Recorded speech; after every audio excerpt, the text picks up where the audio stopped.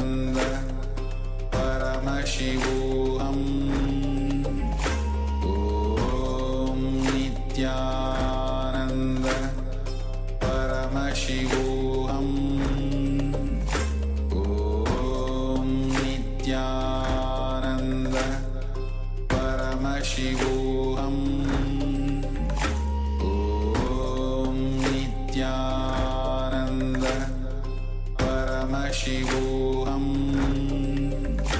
Om Nithyananda Paramashivoham. Om Nithyananda Paramashivoham. Om Nithyananda Paramashivoham. Om Nithyananda Paramashivoham. Om Nithyananda Paramashivoham. Om Nithyananda Paramashivoham. Om Nithyananda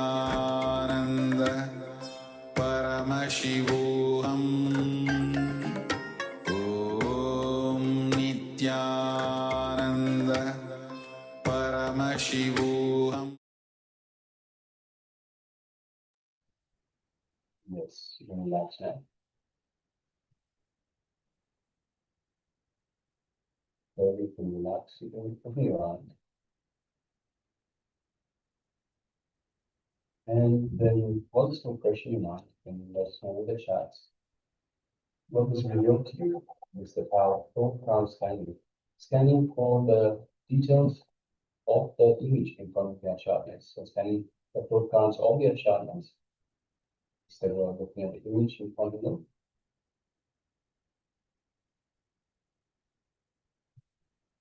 And take a moment to share this. So first of all, please come on camera, Nithya Dhyaan, Nithyananda.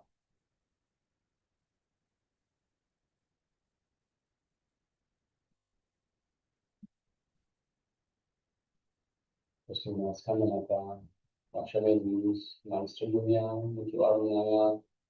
Please take a moment and share.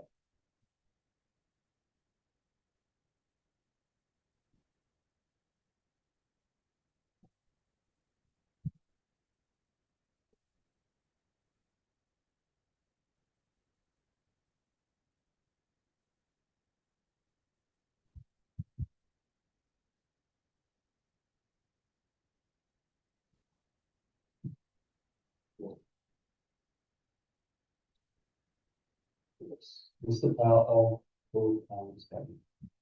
So understand this is, in a way, similar to the power of the third eye, seeing which is bipolar, except which is on our side. So we have image in front of ourselves.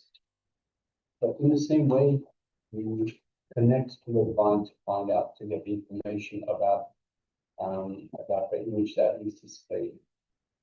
But when the difference is, the image is being displayed on our side. So everything else is pretty much the same. So of course, we are scanning for the thought currents. So we ask for information from the divine to let us know what the thought currents are of the image that is being displayed.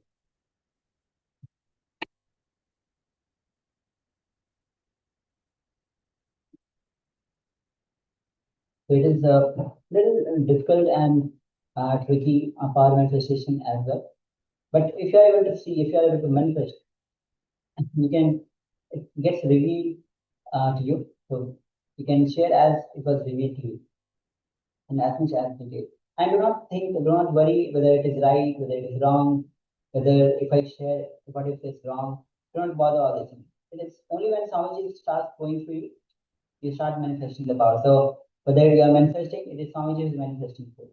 If you are not manifesting, then it is also on Swamiji. So when you allow Swamiji to flow through you, when you allow Swamiji to flow through you, start manifesting the power. So without any hesitation, please go ahead and share.